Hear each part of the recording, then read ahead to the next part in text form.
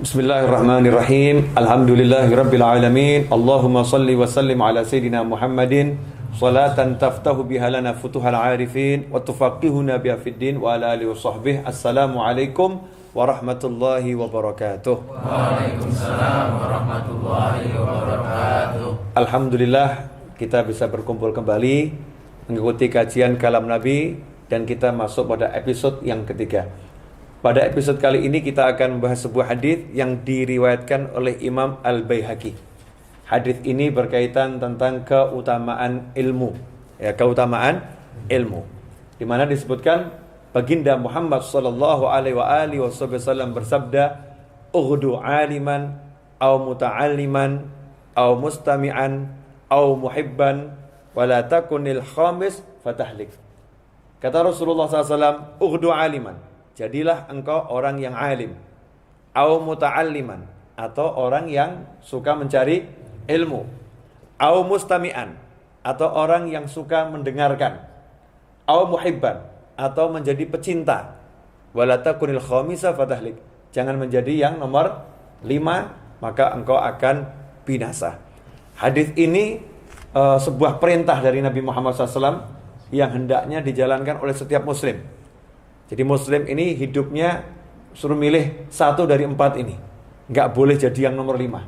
Jadi pilihan nomor 5 jangan dipilih. Nomor 1, nomor 2, nomor 3, atau nomor 4. Yang pertama apa? Ughdu 'aliman. Jadilah orang yang alim. Orang yang betul-betul berilmu. Nah, untuk jadi orang yang berilmu memang tidak mudah. Dibutuhkan pengorbanan yang besar. Pengorbanan waktu, pengorbanan harta. Jadi betul-betul alim. Bukan seperti sekedar orang yang hafal Al-Quran atau hafal hadis Nabi Muhammad SAW bisa dikatakan alim. Orang alim ini pangkat yang tinggi. Innama yakhshallaha min ibadihil ulama. Yang takut kepada Allah dari hamba-hambanya adalah orang-orang yang berilmu, yaitu para ulama. Kategori alim yang seperti apa? Orang alim yang betul-betul bisa takut sama Allah Subhanahu wa ta'ala. Orang alim yang menguasai Al-Quran dengan tafsir-tafsirnya. Orang alim yang menguasai hadis-hadis Nabi Muhammad SAW dengan penjelasan-penjelasan para ulamanya. Orang alim yang mengerti ilmu bahasa Arab. Orang alim yang mengerti kaidah-kaidah fikih dan ilmu-ilmu tentang persoalan-persoalan dalam ibadah sehari-hari. Luas ini alim. Nah, kalau kita nggak bisa jadi orang yang alim, ya karena nggak semua orang harus alim. Ya kalau semua orang alim nanti yang jadi orang bodoh siapa? Nah, jadi ada yang bodoh belajar, yang alim ngajar, kan begitu ya. Yang bodoh ada, tapi dia disuruh belajar. Yang alim ada, dia untuk mengajar. Maka kita ambil yang nomor 2. Nomor 2 apa? Muta'alliman. Orang yang suka mencari ilmu. Orang yang suka mencari ilmu, dia tinggal di pesantren misalnya, tinggal di asrama, mengkhususkan diri hanya untuk mencari ilmu. Ini namanya muta'allim. Kalau belum mengkhususkan diri, dia belum masuk kategori muta'allim. Nah, untuk kita mau jadi muta'alim mungkin susah. Kenapa? Kita nih hidupnya jadi tukang ojek misalnya. Tukang ojek mau tinggal di pesantren, repot ngojeknya nanti. Atau dia pegawai sebuah kantor. Ya, dia mau tinggal di pesantren, nggak bisa. Repot. Ada kewajiban harus dia penuhi sebagai karyawan. Dia dibutuhkan untuk keluarganya mencari nafkah. Maka untuk jadi nomor 2 nggak bisa. Ada opsi yang nomor 3. Apa opsi yang nomor 3? Au mustami'an, menjadi pendengar. Nah, kalau sekarang lewat audio streaming, ya, atau lewat video streaming, ya, mendengar dan bahkan melihat. Artinya tidak ikut proses langsung tinggal di sebuah asrama, tinggal di sebuah pesantren, tapi mendengarkan baik lewat kajian yang ada di majelis-majelis ilmu, hadir di sana duduk dan mendengarkan, atau lewat audio dan video streaming. Artinya bukan tinggal permanen, tinggal dalam waktu yang dari pagi sampai pagi lagi 24 jam, tetapi cuma pada saat-saat tertentu. Misal ada kajian hari Rabu dia hadir, kajian hari Jumat dia hadir, kajian hari Senin dia hadir, atau ada kajian hari Sabtu dia hadir.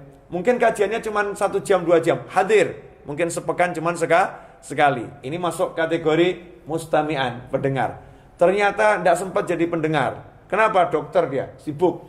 Ya, tugasnya ngoperasi pasien, terima orang yang mau melahirkan. Tidak sempat punya waktu khusus untuk datang ke majelis ilmu. Nggak punya waktu tersebut. Maka jadilah yang nomor 4, kata Rasulullah SAW. Apa itu? Muhibban, pecinta mereka semua. pecinta ulama, pecinta orang yang cari ilmu, pecinta orang yang suka mendengarkan ilmu. Nah, ciri-ciri orang yang mencintai itu bagaimana? Ya senang kalau lihat orang keluar cari ilmu, dia senang. Kalau dia punya sesuatu, dia gunakan untuk menyenangkan orang-orang yang cari ilmu. Dia bantu orang-orang yang datang majelis. Dia bantu majelis-majelis ilmu dengan hartanya, dengan tenaganya, dengan apapun yang dia bisa. Ini namanya pecinta. Jangan jadi yang nomor 5. Apa itu nomor 5? Alim enggak, kemudian belajar di pesantren, tinggal di asrama juga tidak, datang ke majelis atau dengar kajian via audio streaming, video streaming juga tidak, ya. Ternyata dia tidak bisa menjadi pecinta. Apa lawannya pecinta? Pembenci. Ya, komentator. Ini ustadznya enggak pas ini. Ya, ini ustadznya enggak pas. Oh, kajiannya kurang oke ini. Kajiannya enggak keren ini. Wah, ilmunya enggak pas ini. Jadi komentator.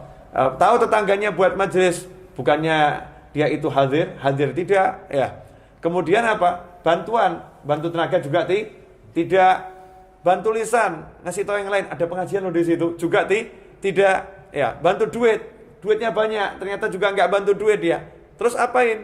Ya, ngomentari. Majelis ini kok cuman ganggu jalan aja ya. Suaranya kok mengganggu ketenangan masyarakat ya. Komentator yang enggak baik ya, mengomentari yang enggak pas, yang tidak sesuai hakikatnya. Maka orang yang seperti itu, ya kita jangan jadi orang seperti itu. Dan kalau ada orang yang seperti itu, maka kita enggak usah terlampau difikirkan ya. Kita doakan, kita maafkan, tetapi kasihan manusia yang seperti itu karena udah langsung mendapatkan ancaman dari Nabi Muhammad SAW. Janji dari Rasulullah, dan itu tidak mungkin tidak terjadi. Fatahlik, maka kamu akan binasa. Jadi kalau udah bilang akan binasa, yang bilang adalah Nabi Muhammad SAW, tidak mungkin tidak binasa. Jadi orang yang gak suka sama ulama, gak suka sama orang yang cari ilmu, gak suka sama orang yang suka hadir di majelis, gak suka sama orang yang menjadi pecinta-pecinta para ulama dan mencari ilmu, maka orang tersebut dengan sendirinya akan dibinasakan oleh Allah Subhanahu wa ta'ala. Kamu akan binasa. Na'udzubillah min dzalik. Nasallahu afiyah. Semoga Allah menyelamatkan kita dari sifat yang nomor 5 dan menjadikan kita, anak kita, orang-orang kita cintai, keturunan kita, sahabat kita, satu dari 4 poin di atas. Orang yang berilmu, yang mencari ilmu, suka mendengarkan ilmu, atau pecinta mereka semua. Semoga bermanfaat. Wabillahi taufiq wal hidayah. Wassallallahu ala sayyidina Muhammadin wa alihi wasallam. Wal afu minkum. Wassalamu alaikum warahmatullahi wabarakatuh. Waalaikumsalam warahmatullahi wabarakatuh.